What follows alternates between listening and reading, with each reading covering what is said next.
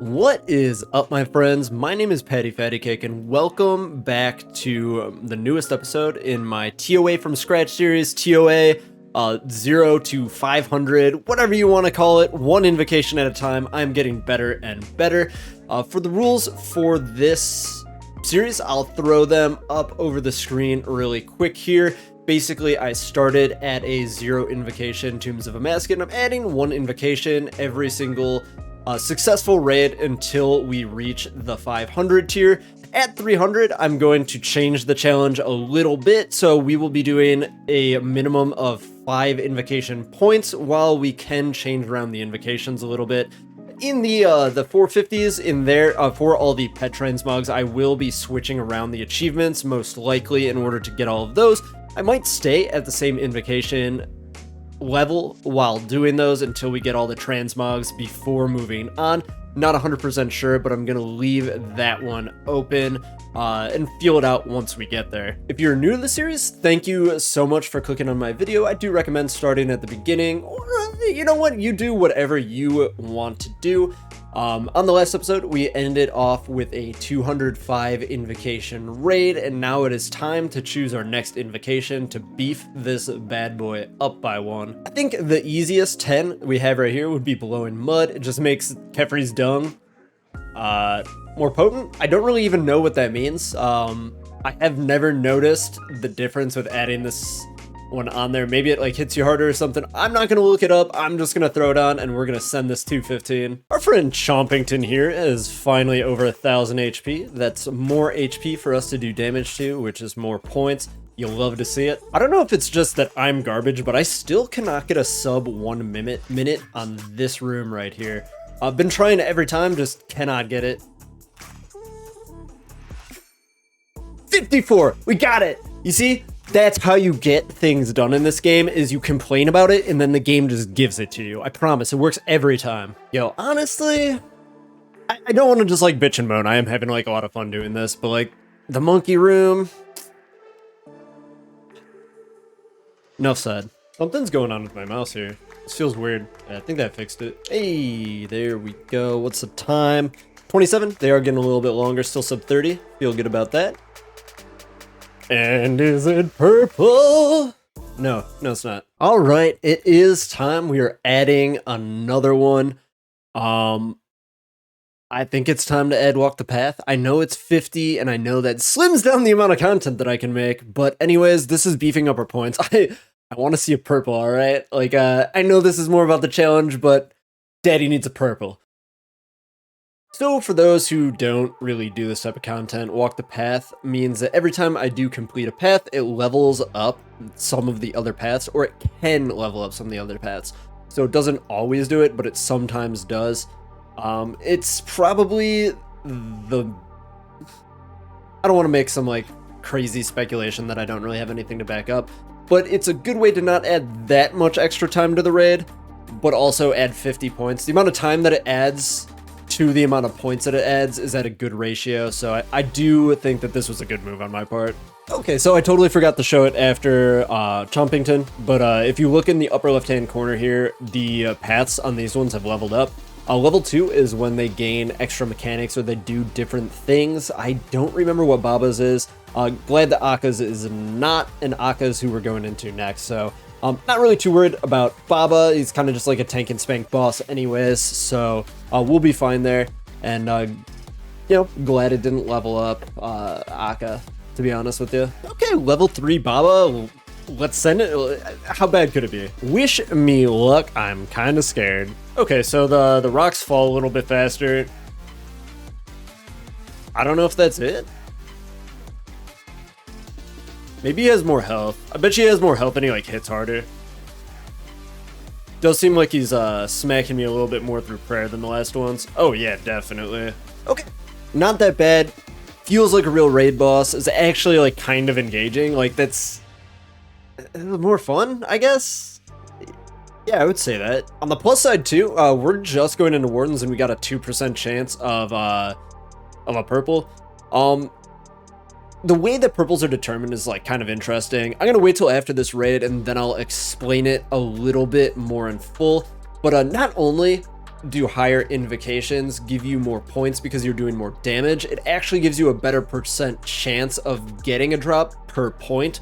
So it like kind of attacks it on both ends. So raising the invocation like greatly increases your chance of getting a purple. Dude, this was so sloppy. I don't know why, like I'm getting like nerves on this one, even though it's like no different. It's not even an expert mode.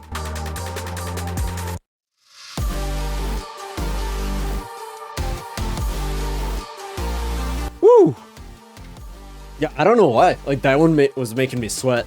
Tough raid. Thank you so much for watching this far into the video. If you like this type of content, I got a lot more of it. Check it out. Subscribe to the channel for more future things like this, and hit that like button if you hate the mining skill. Thanks. Okay, so as promised, now that the raid is over, just gonna briefly explain how your unique chance is calculated. So basically, there is your base unique chance of one. You get like a 1% chance for every 10,500 points you get in the raid, but that decreases through this function where X is the raid level, your invocation level, that is less or equal to 400. So say I just did that 265, that would be X. And then Y would be the number of raid levels over that, which is 0. So it's just X, which just for my head math's sake, let's just say we did a 200.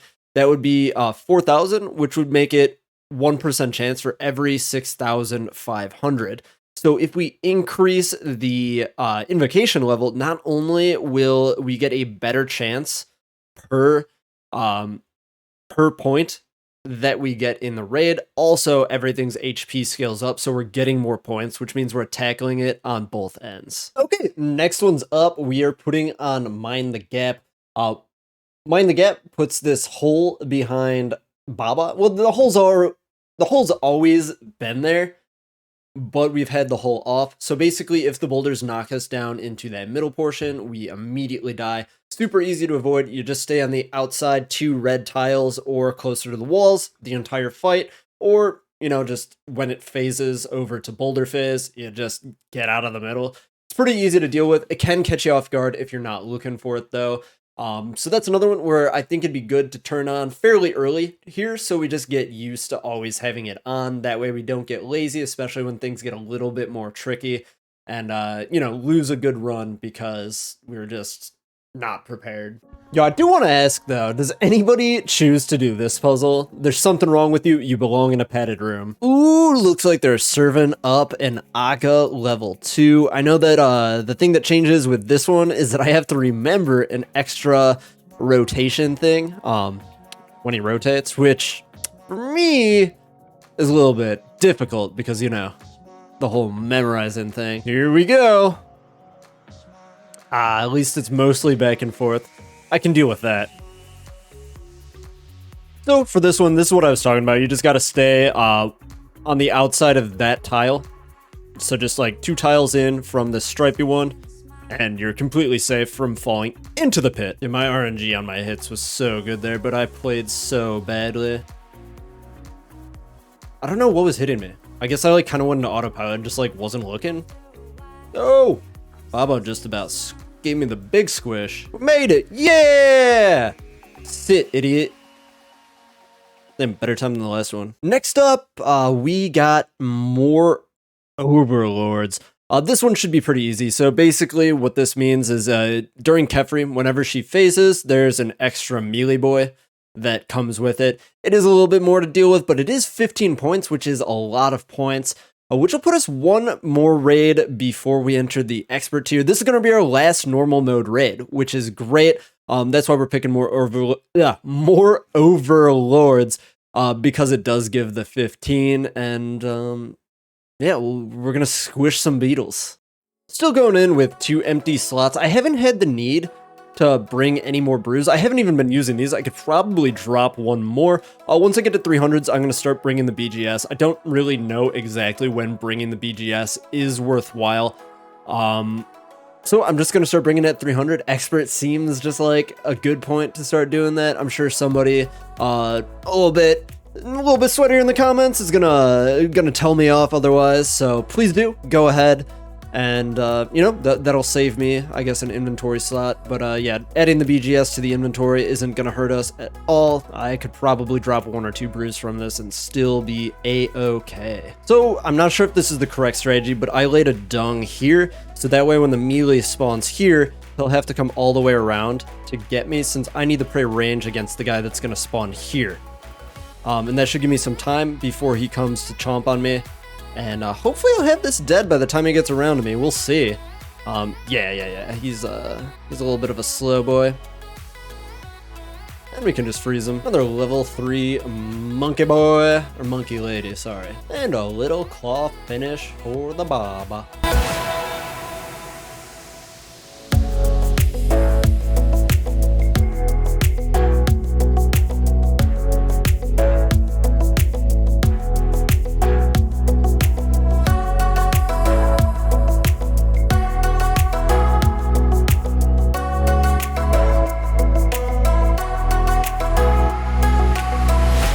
Damn, we got to single row on a normal one.